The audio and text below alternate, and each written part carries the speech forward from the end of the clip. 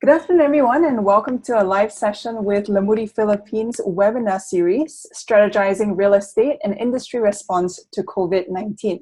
I'm Deborah of Lamudi Philippines, and joining me today are my guests, Jose Soberano, CEO of Cebu Landmasters, Inc., Tomas Lorenzo, CEO of Torre Lorenzo Development Corporation, as well as David Rafael, President and CEO of AboitizLand.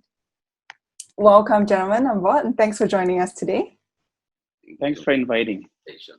Thank you. Okay, so today's panel, we're looking to discuss a little bit on what developers are doing during the ECQ, or Enhanced Community Quarantine, in the Philippines. Right now, in the last few weeks, developers have been exploring new ways to market properties. And today I'd like to hear from you a little bit on your outlook on the Philippine real estate market, measures for developers to take to address new consumer needs, as well as perhaps some practical advice for property seekers who are still out there in the market. All right. Now, to start off with, perhaps I'd like to hear from you, Joe, as a developer that's based in the Vismin region. How has the outbreak impacted buyer activity? We're all impacted, just like the country is experiencing some real adjustments, as in the global community. We're feeling that, and this is something that will affect us, in a negative way, but there can also be some positive along the way. And when we talk of the real estate side of things, there has been some adjustments that we have to do, because we see retail purchases have been on the downtrend, definitely. But of course, we still need a lot of consumer products and a lot of food in our table. So that's going to prop up a lot of activity economically. We see the hotels are pretty bare now. Occupancy has been going below 20%, or even some major hotels having to close. So these are things that are happening, and trickling sales, even for those that are in need, those that are supposed to address a backlog, but could not come up with new or even the usual sales that the developers are experiencing.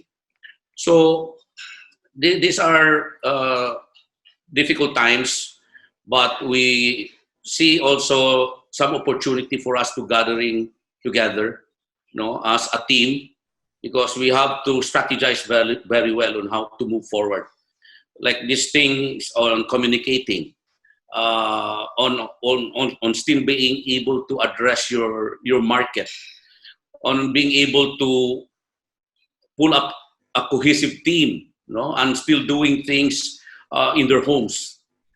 And to some of us, especially in Vismin, for example, we do have certain activities that are still ongoing, depending on whether the LGU will allow this or not, for certain very qualified reasons.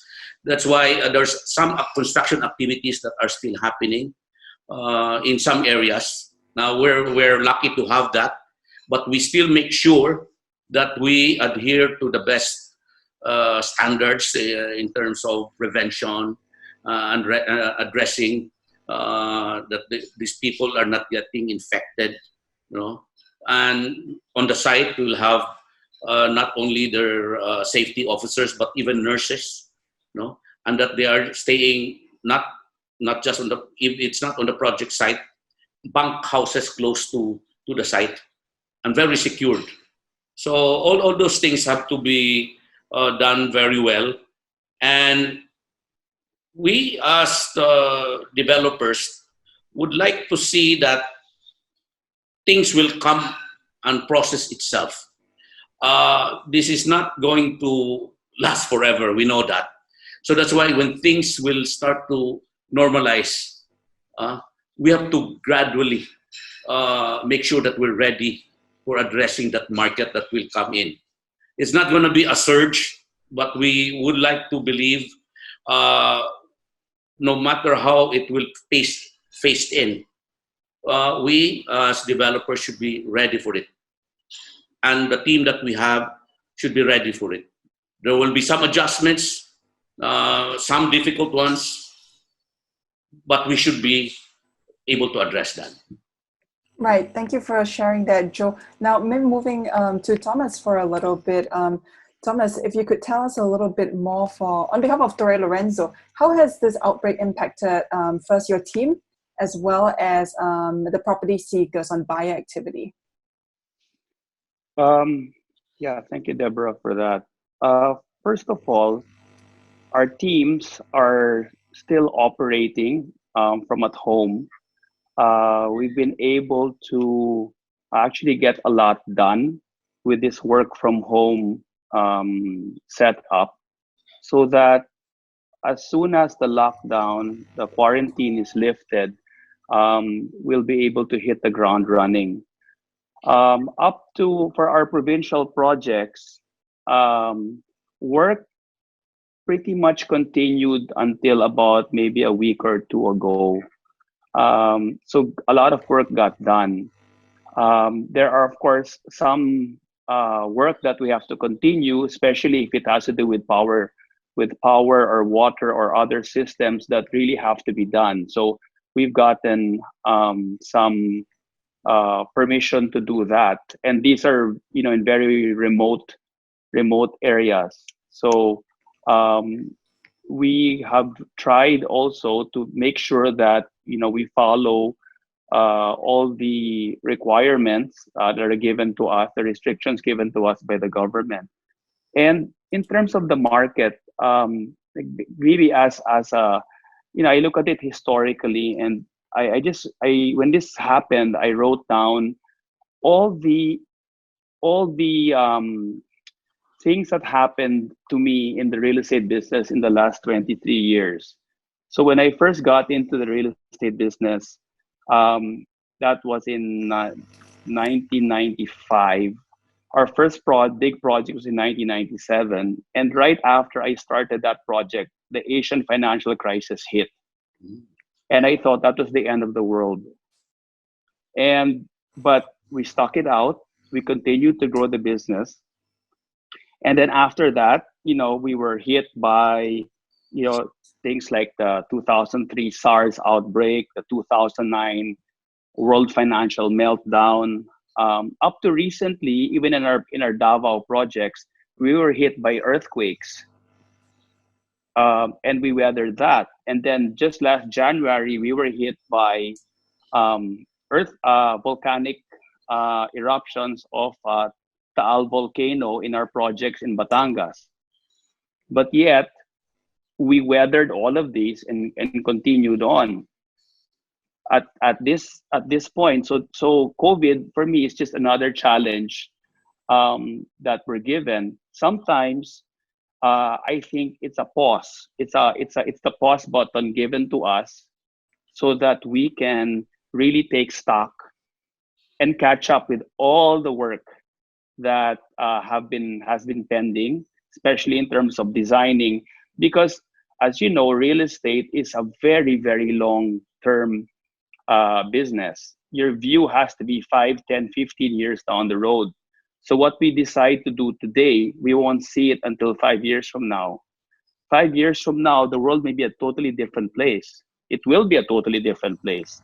Therefore, even in this quarantine situation, we have to continue planning for whatever is going to happen down the road. We don't stop.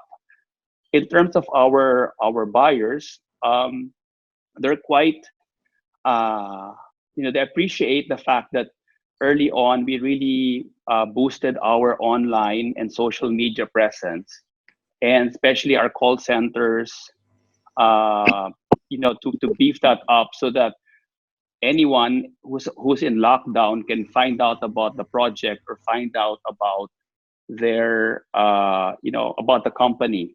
So are things going to be different after this? Definitely. I just see it as opportunity and challenge. All right.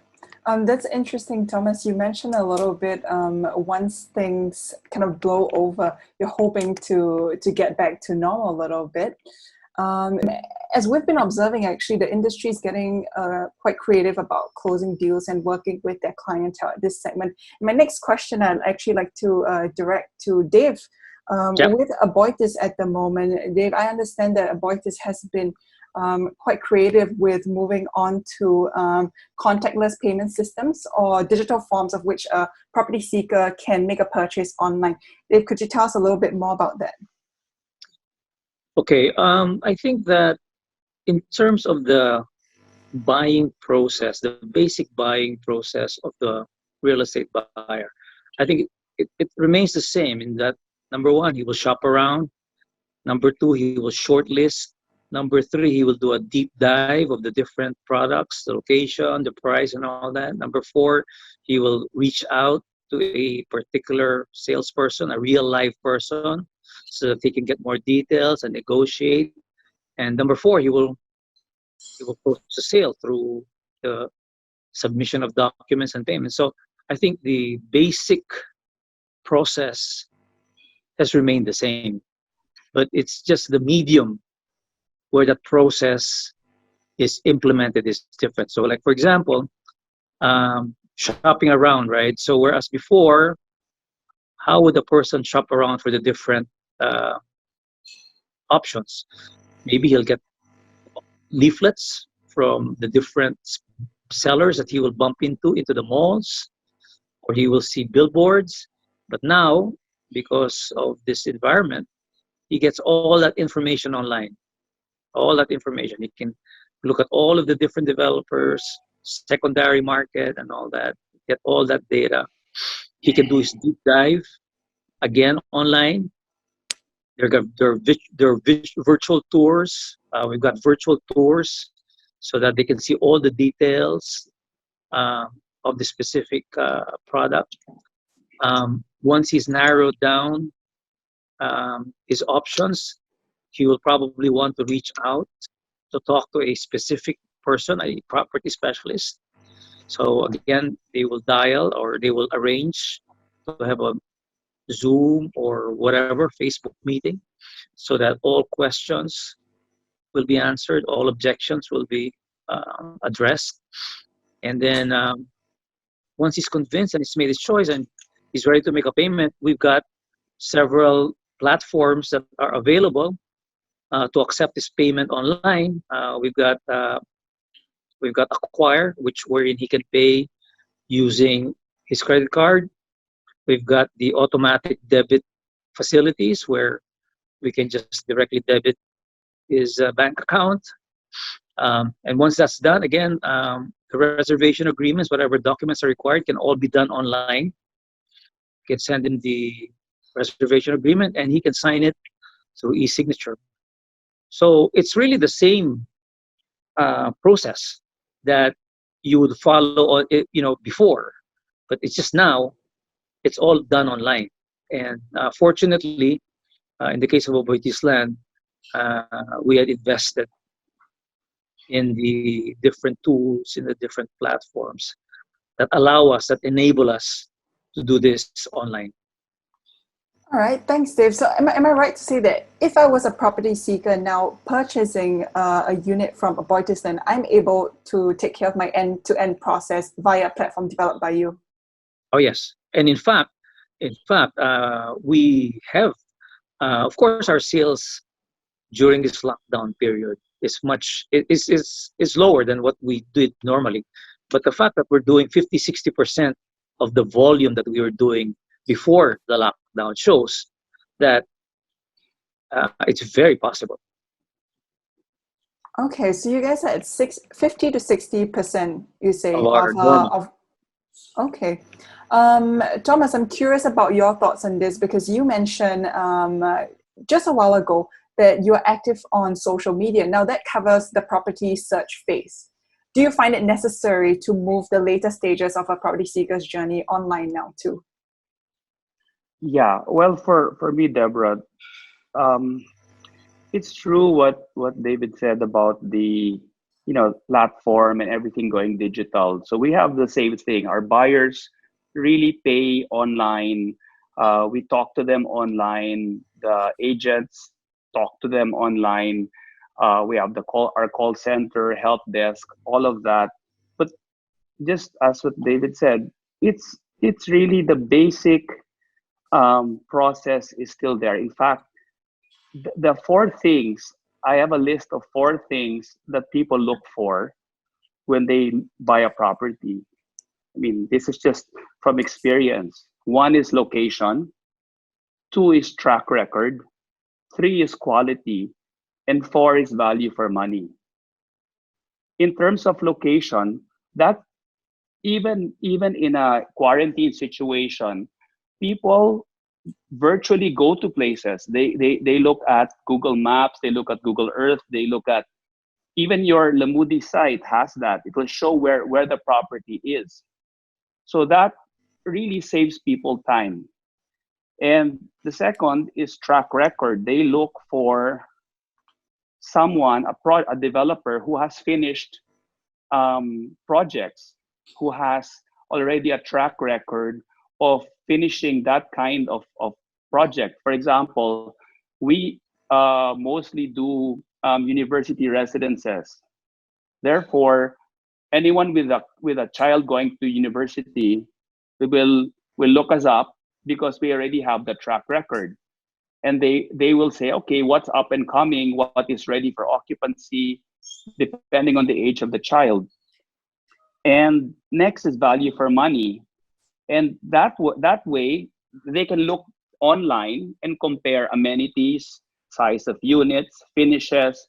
They can do all of that online. The virtual unit is really amazing because it allows people to really do a 360-degree view of what is there, so that they already understand what it is. The virtual reality view is very helpful. And then there's so they can see the value of what they're going to get. And then lastly is quality.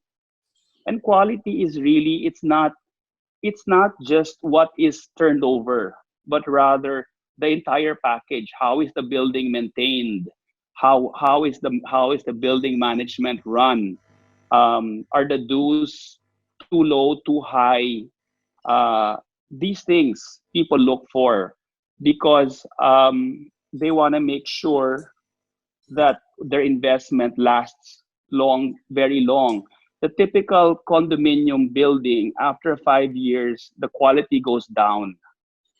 That's because of, I guess, when management of the building is not really maintaining it properly, or not really trying to lower the association dues when they really need so much more because the building needs the tender loving care, the TLC. So that's how we try to push our projects. And so it really hasn't changed. It's just that they're doing it virtually. We also have buyers. We have buyers who already book sales with us even during this quarantine, and it's mainly because they're familiar with the brand, and they're familiar with they've seen our products. So it's just like in consumer goods. If you're used to one brand of toothpaste, you'll keep on buying that brand forever. It will be in your on top of mind. So that's really the developer's, I guess, dream, is to reach a point where you're top of mind. Sure. Thanks for sharing that, Thomas. I have a question about one thing that you mentioned, and one of the 4 points that you mentioned is value for money. Now, I guess I'd like to kind of pose a question to you, and as well as Joe on this side. Value for money. Now, in the midst of a pandemic, on today's topic also, right, buying property during the pandemic, I have a question for you. Is now the right time to purchase a property? Thomas, perhaps, and then Joe? Okay. Joe, go ahead. Oh, me? Oh, please, Joe. Okay. Yes. Is it the right time? I guess there is no time that somebody who hasn't had a home yet, there's no time that this is now becoming, that it has become more pronounced and that the need is there. You know, he may be in a setting where in a household of siblings and relatives, no, cramped in one dwelling. There is no better time for them to realize it need to have a home or a condo unit. So this thing will have to be, it's felt now, and whether they should be the right time to do a booking, well, they have to dig into who this company that they're dealing with, who the developer is, and that's where track record comes into the picture. And you have to set the difference though, no? Whether are you talking of an RFO, ready for occupancy unit, or a pre-selling unit. Either way, even if you make a decision to purchase a particular unit immediately, it could come in a way of signing a contract and putting a reservation fee. But knowing by all practical considerations that I'm bound to be able to see the unit myself. You know, I think that is where you will make that jump. While we could close a deal probably, but there is also a leeway for me to really appreciate it and seeing for myself how that RFA unit is, whether it meets that criteria that I have in terms of location, and what kind of adjustments has a developer been able to introduce considering the situation that we have.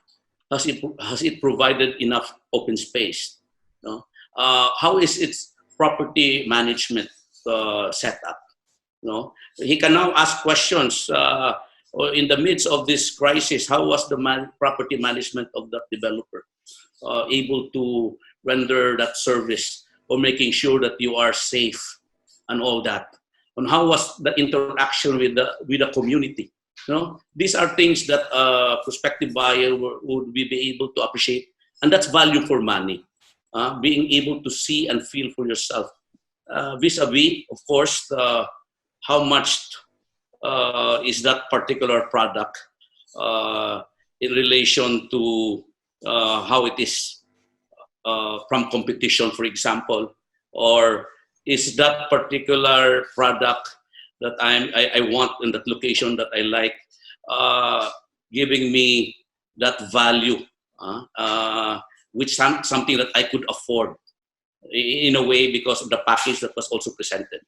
Now, to flip on the other side of pre-selling unit, that's something that, of course, I can put a reservation 30, 60 days from now, okay?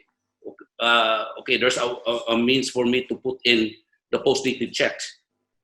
But at any time, there is also the possibility that a buyer may not be very convinced of what he's saying so far in terms of the progress of construction, etc. And he may have to make a very hard decision on that. But again, the whole point is, if you are able to initiate a sale and continue it, no, may that be online, the proof of the pudding is really for them to see for themselves and making sure that there is that value for money proposition on the product that they're having. Is it progressing well? Is the track record of that developer really that good? And he has he proven himself? How does he manage things on the property management? You know? Is he going to make some adjustments, especially the experience that we have? I think these are questions that will be posed very strongly by this buyer, and it has to be appreciated very well on what you are able to put on the table. Right, understand. Thanks, Joe, for sharing some thoughts. Back to you a little bit, Thomas, because as I understand, Torre Lorenzo does have its own property management arm. Do you agree with what Joe just said about whether or not it's the right time to buy a property? And how does this relate to your on-ground efforts? Yes, Deborah, I agree with Joe. Three things. First that he mentioned was about cramped quarters where multiple people are living in a small house or condo and they want to move. We are very, very fortunate in the Philippines to have a very strong and young population, a large population that can buy consumer goods and will really have to move out of their homes. I have really in the 23, 25 years I've been doing real estate, the demographics has changed. Young people now leave their homes, meet at college, or they have to be near where they study or where they work, so they don't wait anymore for marriage before they leave. They already move out. So there is really that demand. There's a huge backlog of housing, mainly because young people are learning to live away from home, and that's what I see. And in terms of property management, one of the things that we've done from the beginning was really to manage our own properties, to make sure that the quality is there. What Joe said is so true. The property management is key, because if, for example, you're a potential buyer, you're going to want to know how the existing completed projects are managed. So if you look at the completed project and it's not managed well, you won't want to buy in their new project. But if I always tell people, I invite you to visit my oldest project, my 20-year-old project. I'm not ashamed to show it because of the way it was managed. And I'm also not ashamed to tell people that my association dues are high. But my residents are happy because they see that it's clean, that it's secured. So it's very important that buying a home is one of the biggest decisions a person will make in his or her life, whether it's a temporary home or a permanent home. Therefore, there's going to be a lot of thought put into it. But I always say that property is a long-term investment with immediate benefits. Because if you're looking for a place to live, so going to Joe's RFO, if you're looking for a place to live, then you will buy immediately. It may not, of course, double or triple in value in a year, but you're already enjoying you're enjoying the benefits of it. So, and versus consumer goods, which have immediate benefit but no capital appreciation. So it's just really a different way of looking at things. Now, property management, I think, is even now during COVID is very important, because we always post in our social media pages about how we clean, how we sanitize our hallways, our common areas, how we take care of people who are isolating. And that's what happens. People isolate. They come from another country, they isolate. So we take care of them as well. And we make sure that we manage that, and we manage also the other residents in the building.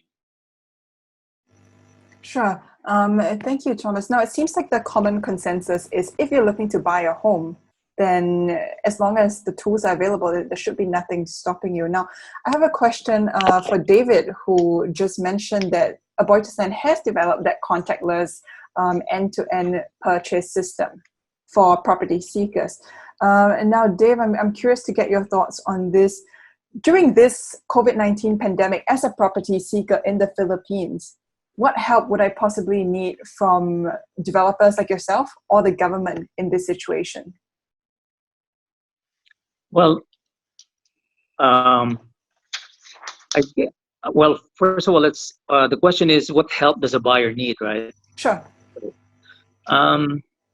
I think that, first of all, in this situation, it's a challenging environment, right? Because let's face it, no, buyers are, in terms of their priority right now, their priority is really the more basic requirements. And another factor you need to consider is that for a lot of potential buyers, I think that their source of income is at risk, right? Right now, there's a great deal of uncertainty as to whether their income will still continue. I mean, in just about every industry, people are getting laid off. So there's a great deal of uncertainty about your income. And when you're thinking of buying property, the first thing you want to be sure of, the first thing you want to secure is that ability to pay, because it's a long-term commitment.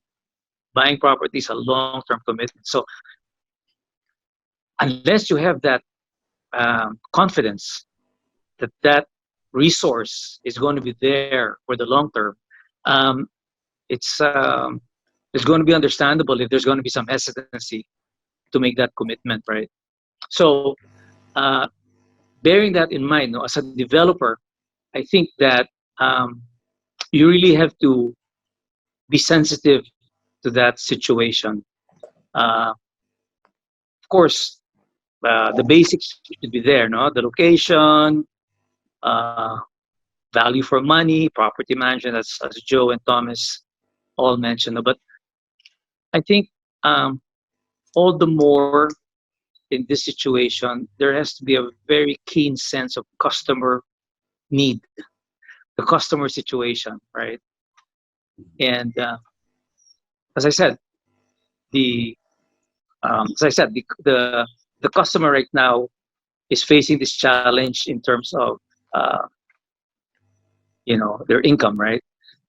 So one way the developer can address the situation is perhaps being very flexible in the payment terms that they will offer.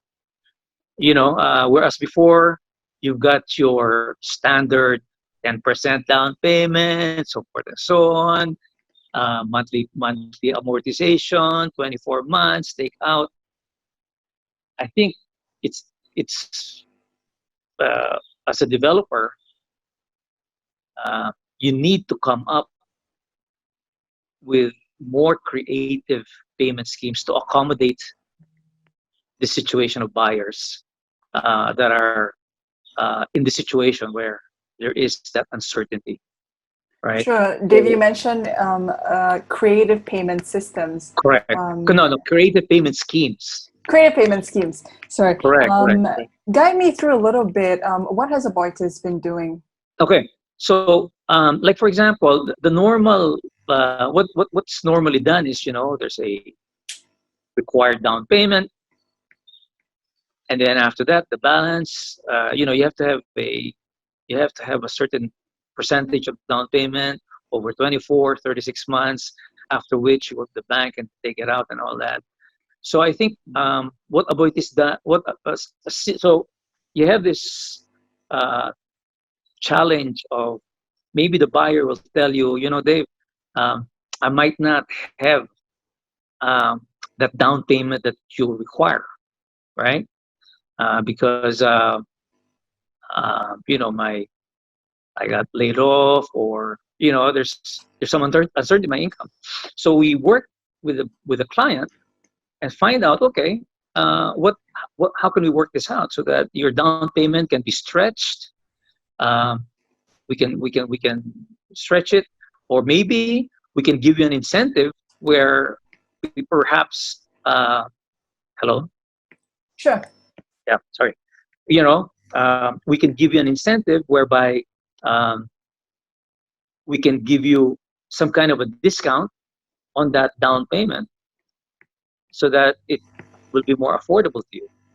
Stuff like that. And we also, by the way, we also do a lot of incentives for our sellers, because we realize, the sellers are a very important component of a developer's arsenal. They're the ones that they're our frontliners, right? And so we need to also equip them. We also need to incentivize them so that somehow they can still sell, they can still make their commission and still make a living given this new contactless virtual selling. So we've actually we've made some adjustments in the commission schemes of our sellers. We've given them all sorts of incentives in recognition of, the challenges in selling during these times. And as I said, the challenge is not just in the new mode of selling. The challenge is because the people that they're selling to have less resources. Okay. Sure. In fact, that's the bigger challenge. You're talking now to people who have less resources, and that's a reality. And not only less resource, but uncertainty of that resource. Sure. Thank you, David, for this. Now I'm curious a little bit about the other developers and their initiatives to help property seekers during this time. Joe, would you be able to share with us on behalf of Cebu Landmasters? Dave mentioned flexibility in payment schemes, incentives for sellers. Could you run us through a little bit what Cebu Landmasters has been up to? Yeah, basically on pre-selling.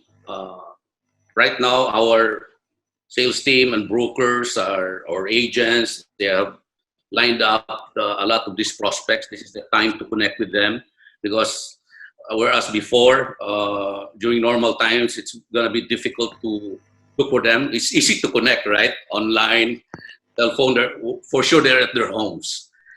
And telling them on how things will be even better for them. Especially those that already acquired, and then they will have to feel that the usual 36, 24, or even 48 month is actually stretched because even for monthly payments that's due like March or April or June later on, we have to approach it on a case-to-case basis. So what normally is 36 months becomes 39 months. So you actually stretch the payment period, no?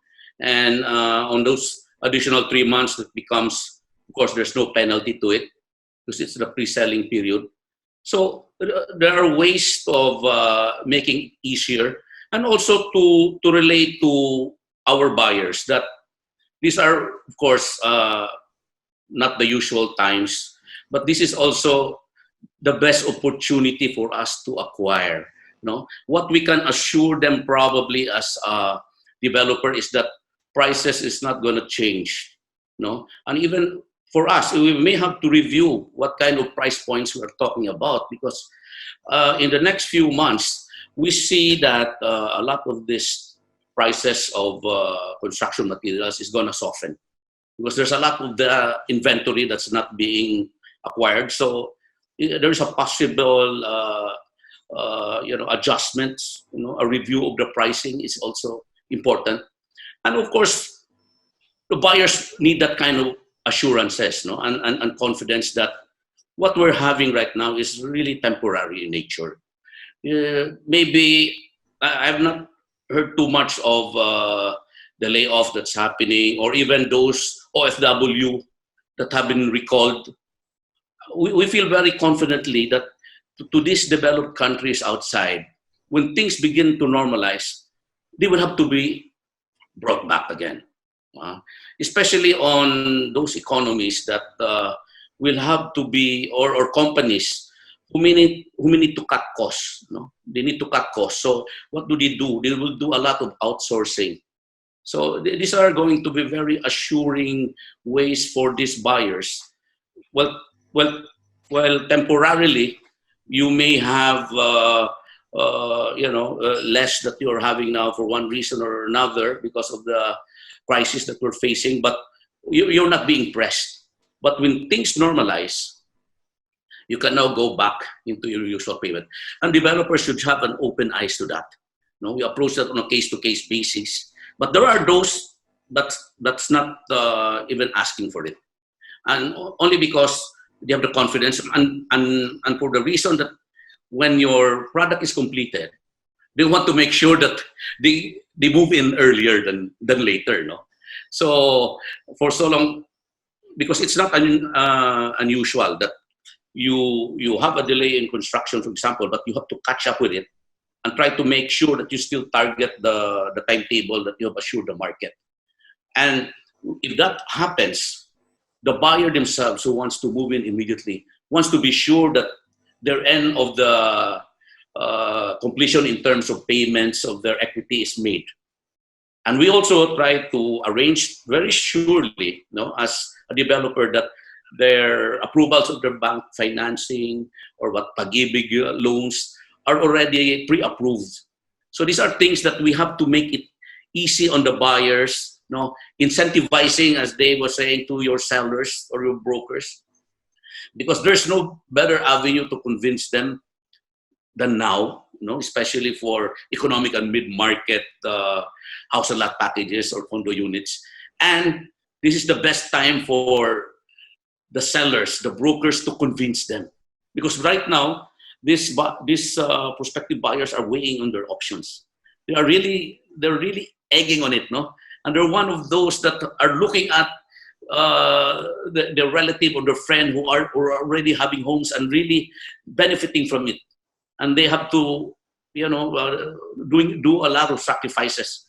And in fact, it leads us to another point, because this is a real self-realization on our part, not even just as a private sector developer, but even for government to address. How are we addressing packed communities? How about this, the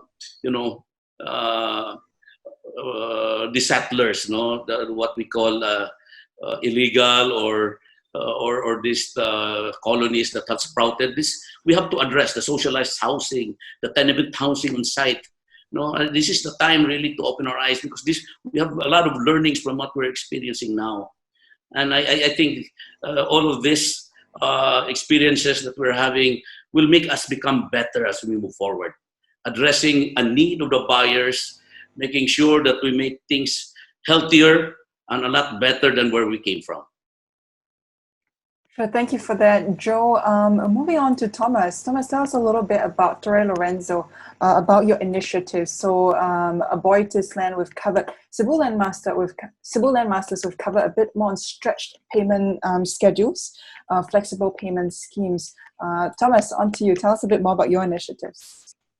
Well, definitely I agree with what David and what Joe said about, we have to take care, especially about taking care of your agents, because they are the frontliners. And of course, we try to be as flexible as we can. For Torre Lorenzo, what we really cater to are more of the premium end of the market for university residences and even for condominiums in provinces. So we actually have, it's a different model, because, for example, when we sell condos for student housing, the need is there, and there's a fixed date. So, for example, when school opens in the Philippines in August or September, there will be a rush for people to move their kids into condos to be as close to the school as possible. Online schooling will not, I think, be 100% successful. So there will still have to be some sort of physical presence in and around the schools. So therefore, we of course try to be more, try to be flexible for these projects that we have. And we have several projects which are almost for turnover. So we have to be mindful of that, because our buyers, they don't really take the money for real estate for a student housing condo from their savings or extra savings. It's actually part of their education budget. And as you know, in the Philippines, the parents will starve. The parents will forego buying a new car or a new cell phone or whatever consumer good there is out there in order that their daughter or their son gets a good education. So because many of our projects are beside schools, they would rather spend it to make sure that their son or daughter has a decent place to stay, a safe and secure place to stay. And our investors also see that because there's also a very good leasing market that has sprung up. People who cannot afford to buy are going to shift to leasing, which Torre Lorenzo, we have quite a substantial portion of our projects for lease. So we're able to capitalize on that. It's like what happened in the US in 2008, 2009. The buyer's market shifted to a leasing market. So that is what I see is going to happen. Now, in terms of our provincial projects, Davao, Batangas, Pampanga, or wherever, we really come out as a premium product. Therefore, our buyers are not, they are really quality conscious. They're also conscious about the management and the finishes and everything we deliver. So that is what they're looking for. Of course, they will want more flexible terms, and I understand that. But we tend to have more questions about, when can I get my unit? I want it today, rather than, can you give me a longer payment term? Okay, so on your side, Thomas, what you're telling me is that instead of an extended payment schedule, you're seeing an accelerated timeline for delivery. Well, of course, because I'll give an example. In January, there was the eruption of the Taal volcano. I thought that our Batangas project was doomed, but it turned out to be the opposite, because our condominium project, was outside of the danger zone. So you had the 1.5 million Filipinos living in the danger zone, trying to find a place to live outside, but within the same province. So that's an example of how there was a rush for people to buy, to move into our RFO condo. Sure. Okay.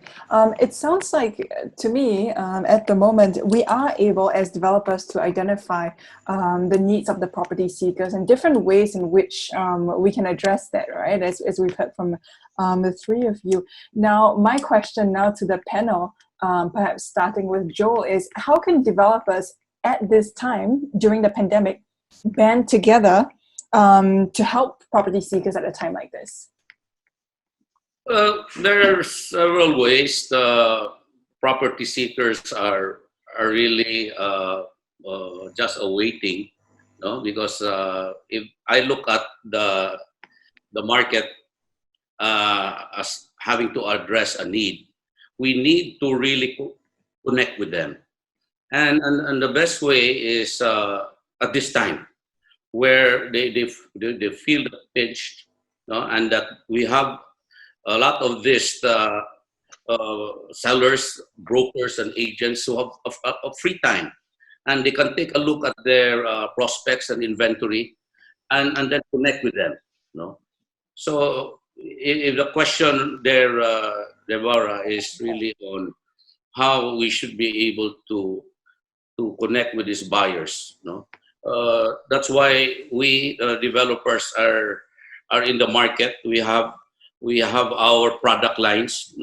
We have to also make sure that you have a diversity, not just on addressing one market. If you were to prepare, I do have also a high-end product if there is that need for investment, because this thing about the low interest rate scenario may just lead for people who want to put more money, property seekers who are investors there, because they see the value proposition, they see the appreciation in the medium and long term, and that might be better than putting their money in the bank or in the stock market, for example.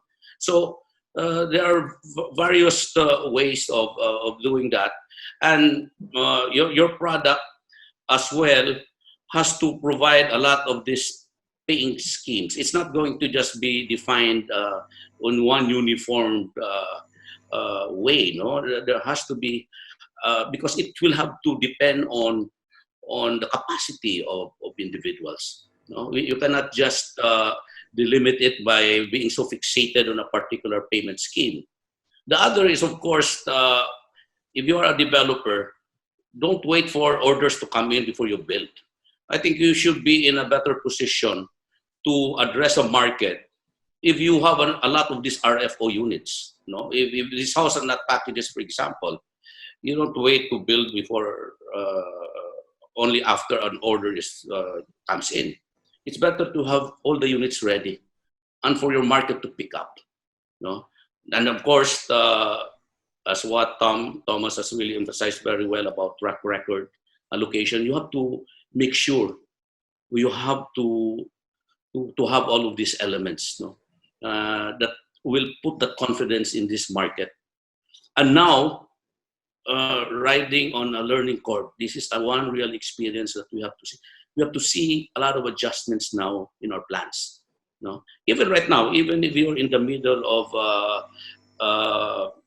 a unit that has already been, or a project that has already been delivered, you can adopt a lot of ways to do certain things in your property management. No, is it the right time to put in nurses in your villages or your condos?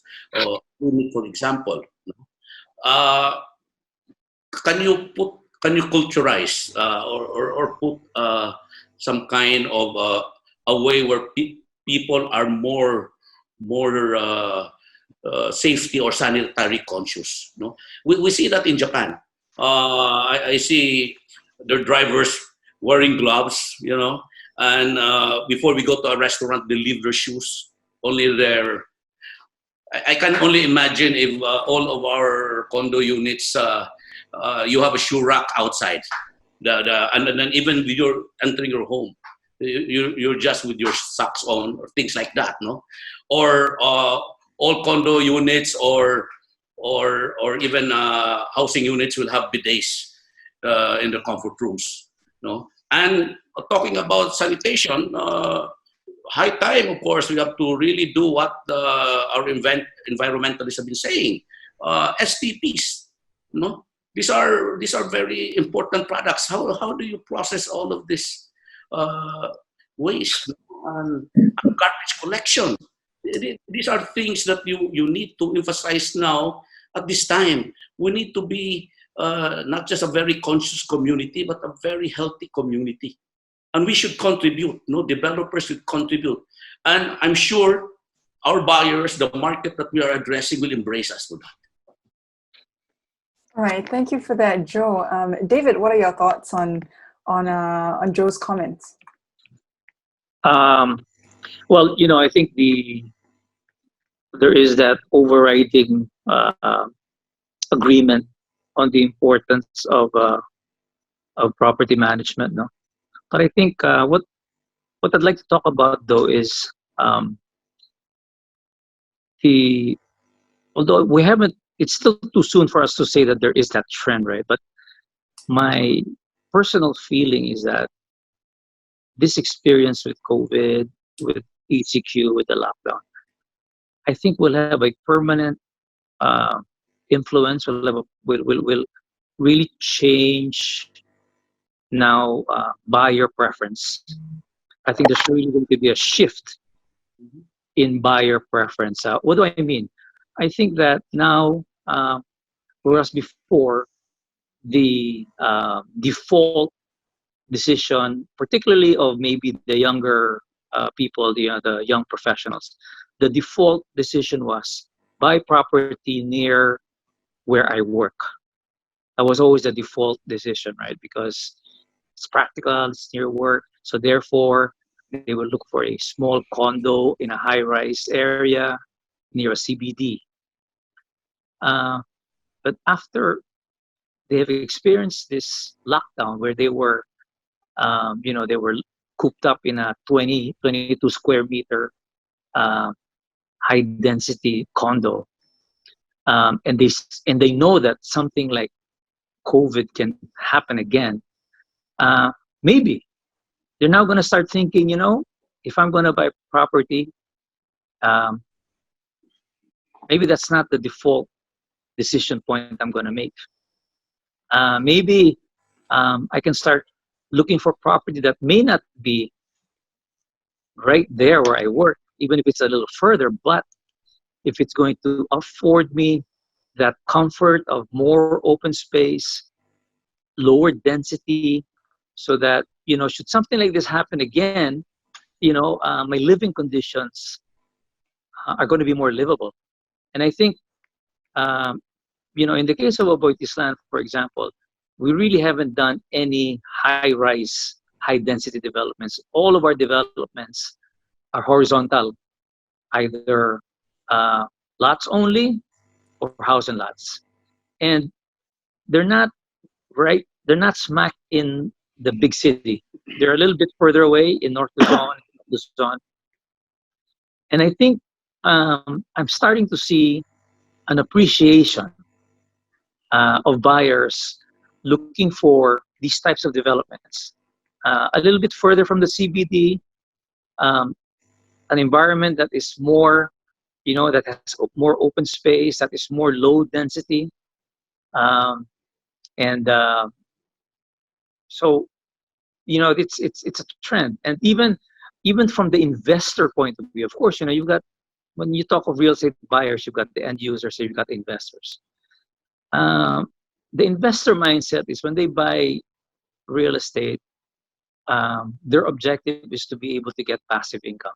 Lease this out either through Airbnb or through a long-term lease so that they get passive income.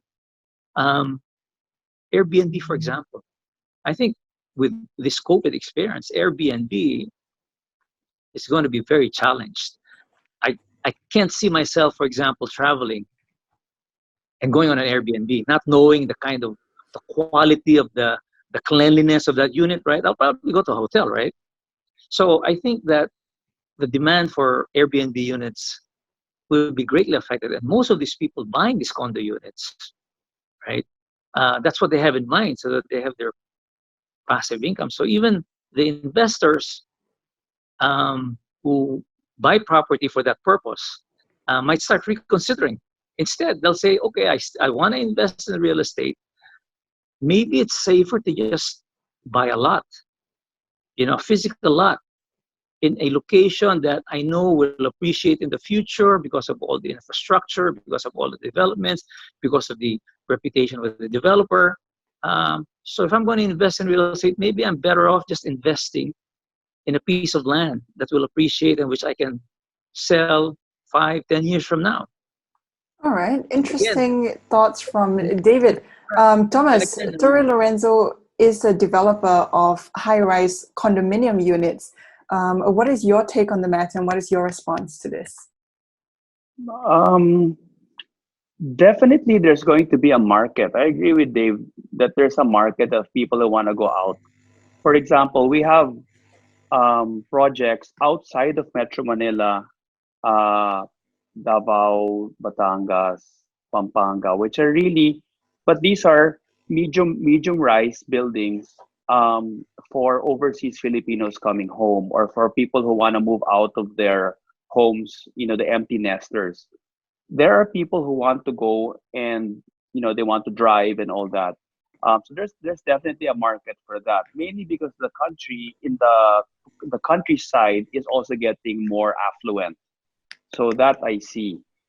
But for, you know, for example, with this COVID lockdown, it's funny how all of a sudden everybody knows the limits of their barangays, of their barrios, because you can't cross from one barangay to the other without a pass. So now everybody knows where the limits are. And what's interesting is, for example, if you have to cross several barangays, or, you know, God forbid, several provinces, even if you have a pass, it's not enjoyable at this point. So there will still be a market for people who want to be, you know, walking. For example, I was talking to one of my bankers and I said, "How are you doing?" He goes, "I'm in the office." I go, "Wow, how did you get to the office?" "Well, I made a decision 3-4 years ago to move to a condo nearby as a halfway house, and now I'm able to do my work because I can actually walk 2 blocks to my office. So the market is still there.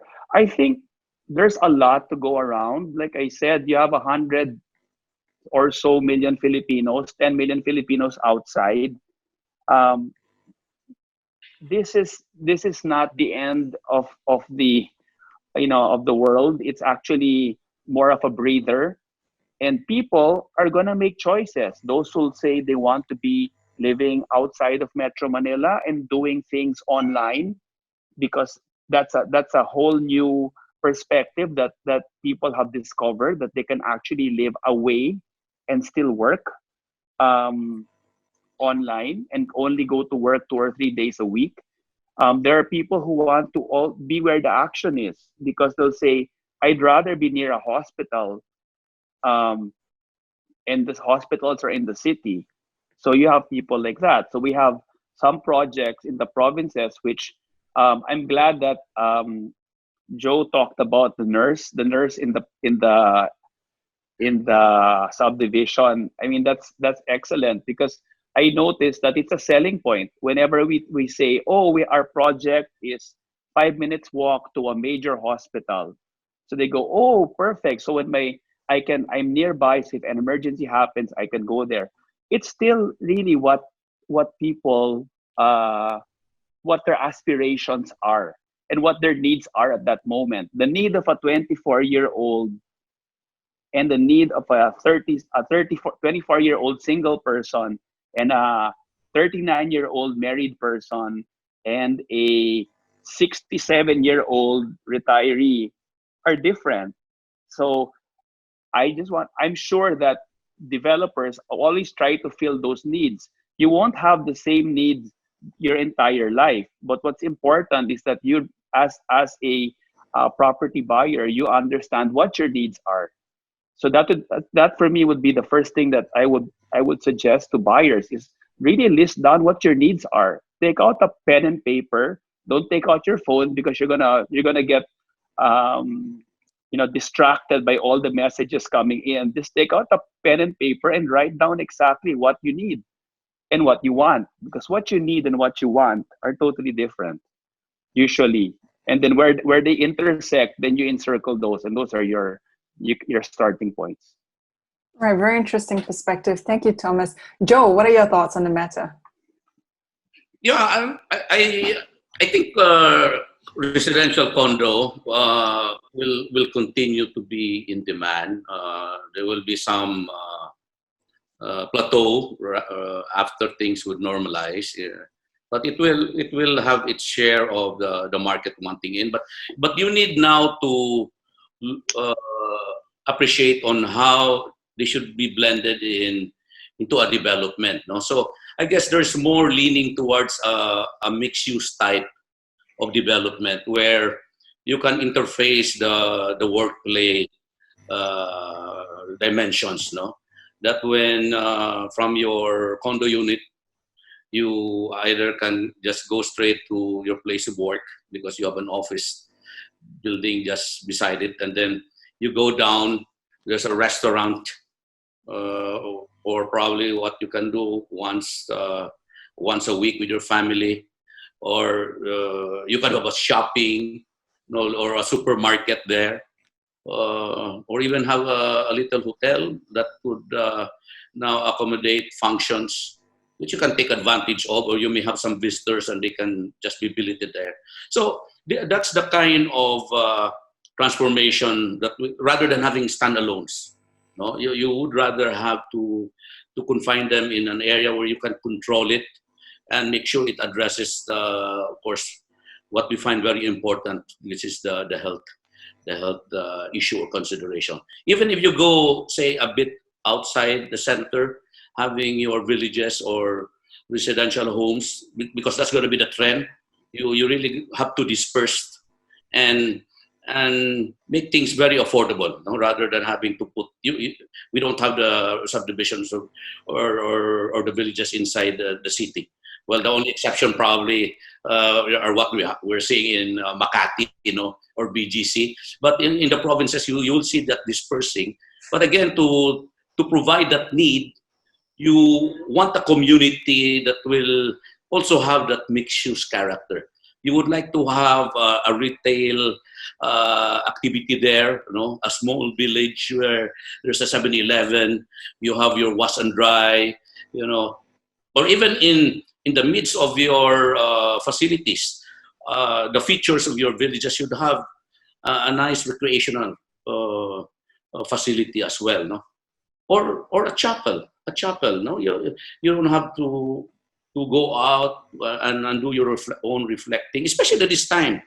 Can you imagine if you are in a village and then, I want time for meditation for myself. All you can do, have peace and quiet there in the chapel, and you don't have to really go out and visit the church. And you can also have some weekly masses, or depending on the occasion, a nice pool, a functional, a gym. A gym is very important. So you need now to fashion out design in your planning that will address these basic elements. What you have may be good, but now there needs some kind of transformation. Knowing that it might be better to have a clinic rather than holy space, for example. That there is a need now to change some ways of doing things. That you need a real high level process in terms of garbage collections, for example. So these are part already going back. But in terms of concepts, yes, definitely you have to see what fits, and taking the learnings of the crisis that we're in. Sure. Thank you, Joe. Insightful comments over there. Now, my next question has more to do with a forward-looking perspective, right? I'm curious to get the panel's thought on this. Now, looking beyond the coronavirus itself, this is a global economic crisis, right? The path back to growth under COVID-19 will depend on a range of drivers, but it's reasonable for us to sketch 3 broad scenarios which we can describe as the V-shaped recovery, U-shaped recovery, or an L-shaped impact on the economy, right? Perhaps back to Joe, what are your thoughts on the likely recovery path and which scenario is most likely for Philippines? Well, there's going to be a lot of views there, and depending on what sector of the real estate industry you're in, that will lengthen probably the plateau. So I'd like to believe in the industry where we are all in real estate, which has a very important bearing on the economy, that the housing side will have will experience a U, the way I read it, but I think that plateau will not be very long. In fact, the role of developers like us, together with our brokers and agents and sales team, who's already itching to go back. It's like they'd like to spike it up immediately, so that you will become more of a V. I think that's how things will shape up. But the challenge side on the real estate would basically be the hospitality sector, definitely with being affected by travel. It depends on how the global economy will be able to recover if it's faster.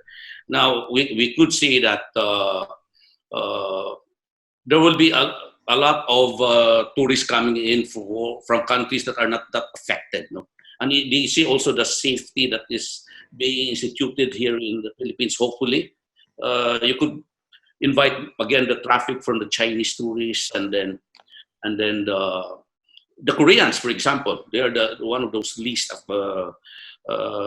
affected nationalities. These are the guys who are raring to go to travel, and the Philippines is one of their favorite destinations. And I see a lower plateau on the U, for example, on the BPO sectors, because when things normalize, these companies out there would really be would really be cost cutting abroad. Those that are in developed economies, so they'll do a lot of outsourcing, no, as I've mentioned, and I see a real. I think when people are going to be recalled back to the jobs, especially the OFW, there will again be a lot of this interest, no. There will be a lot of these remittances, no, and people wanting to be more active and contributing to the purchases, no, the retail side of shopping and buying will resurrect by itself, and so I'm just saying that this is not a problem about financial. No, we're not facing a financial crisis. It is a health issue.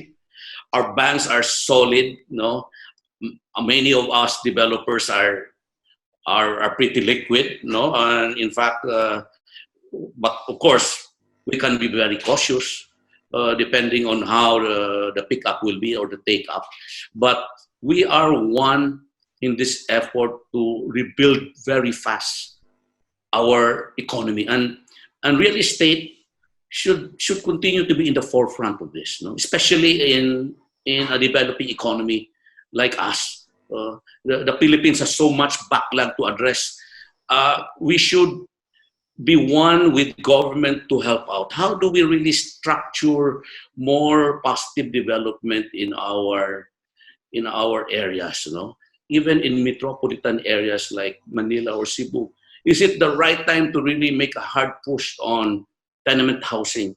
I know there's going to be a lot of complaint. Maybe we'll have to relocate people out there, off the center. Yeah, let's have a real hard look on building it right there where they are. And I'm sure they're going to do some sacrifices themselves, these beneficiaries, no? And there will be some temporary inconveniences, and they will appreciate a move like that. And this is the time to have a really concerted effort. The developed economies will be thinking very hard of coming up with antibodies or trying to make sure that if this, in whatever way, a pandemic comes in, they'll be able to come up with medicines to address it. But us here, our basic problem are homes. And that's why people get infected so easily, because we're also cramped up.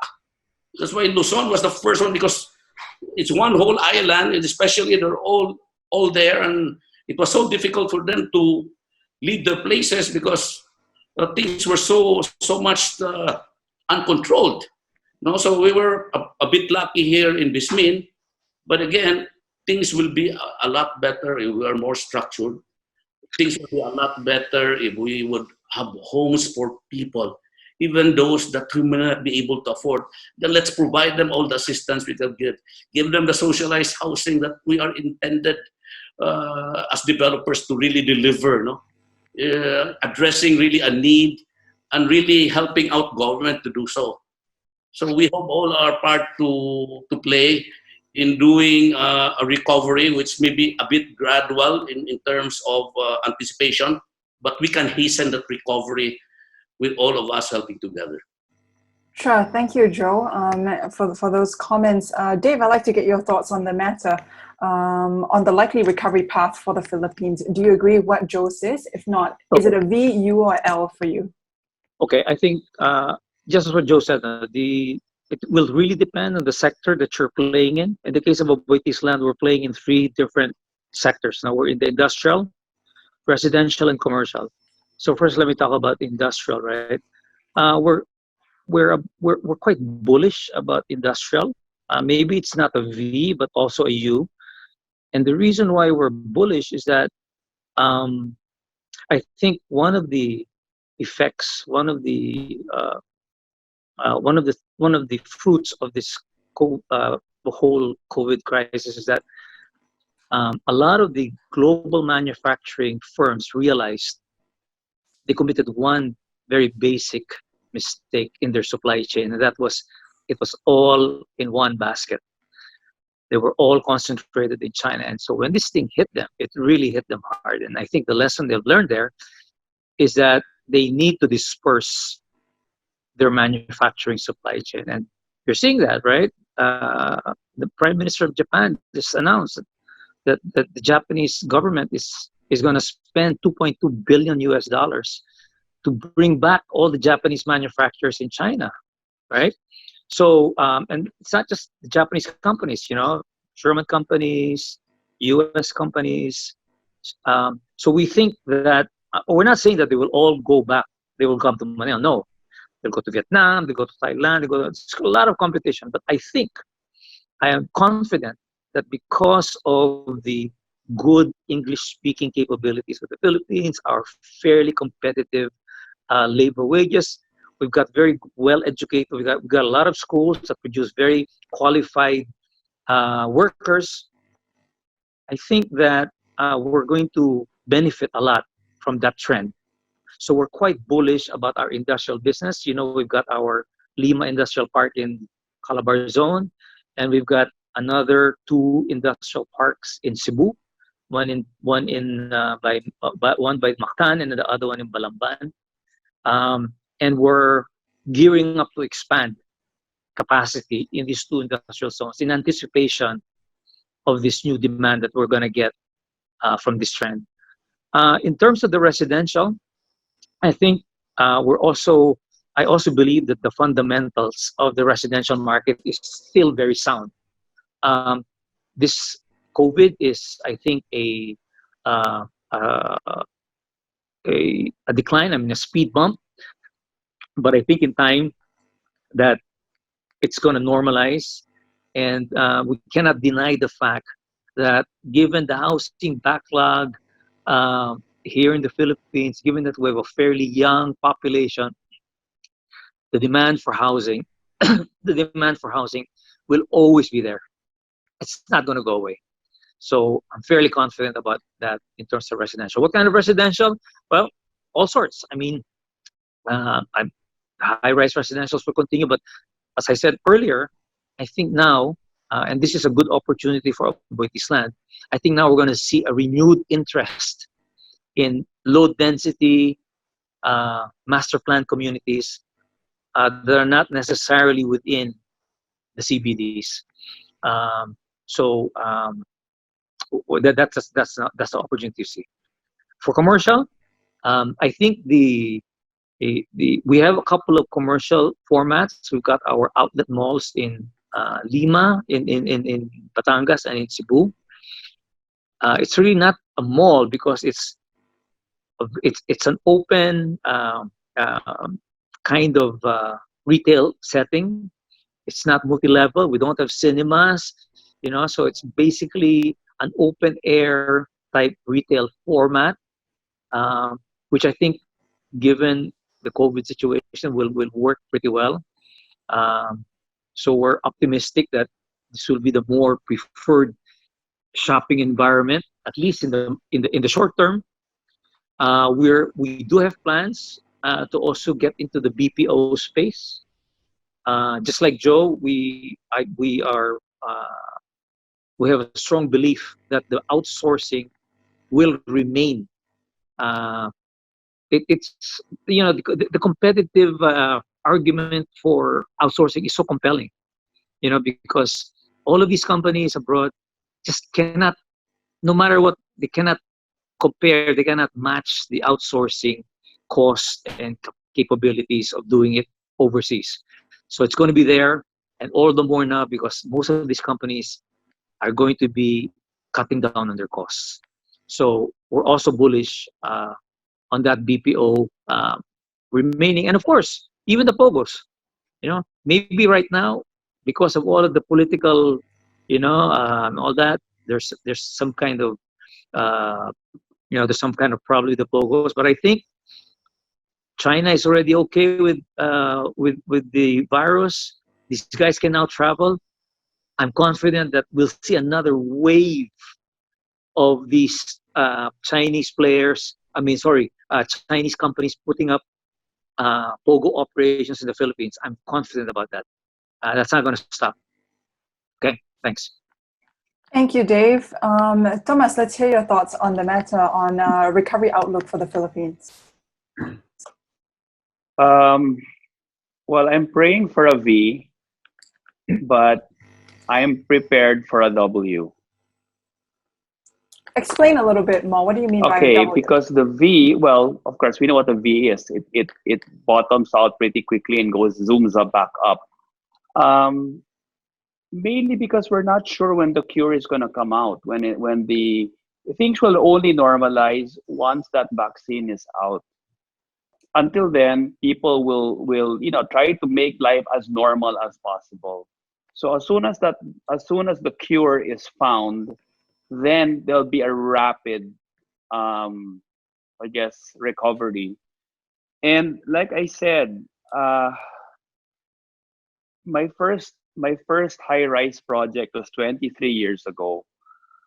I was much younger then, and we survived the Asian financial crisis. We started the project. We were halfway through the building right when the Asian financial crisis hit. So that was really for me a lesson that what can go wrong, and it also taught me resiliency, because that real estate, when you look at any country, the wealth is really from real estate, and that is it's common among countries. So we went through the financial crisis of 1990, the Asian financial crisis of the late 90s, and then in 2008 2009 another financial meltdown, earthquakes, volcanic eruptions, peace and order problems, even and pandemics have all happened. So all I can say is there going to be a recovery? Yes. I just have to be prepared for it. Now, how do you prepare for it? I choose the projects where you know every usually I try now to follow the crowd, meaning I have no project in a CBD.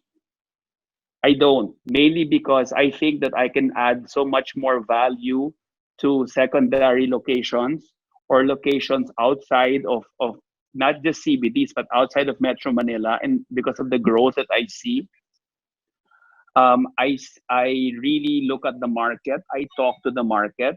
I sometimes pretend I become a sales agent. I sit and I talk to buyers from all over the world, and I listen to them and I listen to their concerns. I listen to their issues, um, and I really get a feel of what people want and what their dreams and aspirations are, and that is where I get, I guess, the impetus for me to come up with projects. Joe was correct in saying that projects really should be as complete in terms of amenities, from clinic to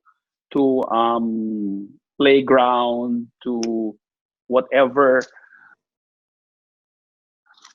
amenities people are looking for.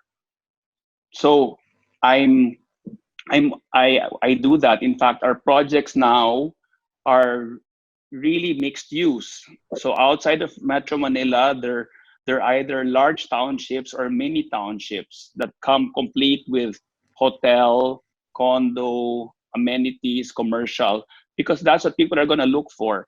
Also, as long as with COVID, there's going to be a need to really tweak the way things are built, or even existing buildings will have to have their sanitized area. Will have to. It'll almost be like an agricultural enterprise where there's a foot bath, and people will have to be, they have to be make sure that they're sanitized, and people keep their distance. So I'm familiar with that because I also came from the agriculture industry. So it's quite interesting. I see the similarities. It's it can be done, and when the recovery happens, it will be very quick. So the important thing is to be ready. It's like being a racehorse at the starting gate, and we're just sitting and waiting there. making sure that everything is ready. Because when those gates fling open, there's going to be a mad dash for people to take advantage of whatever there is in front of them. Thank you. Sure. Thank you, Thomas, for those last thoughts.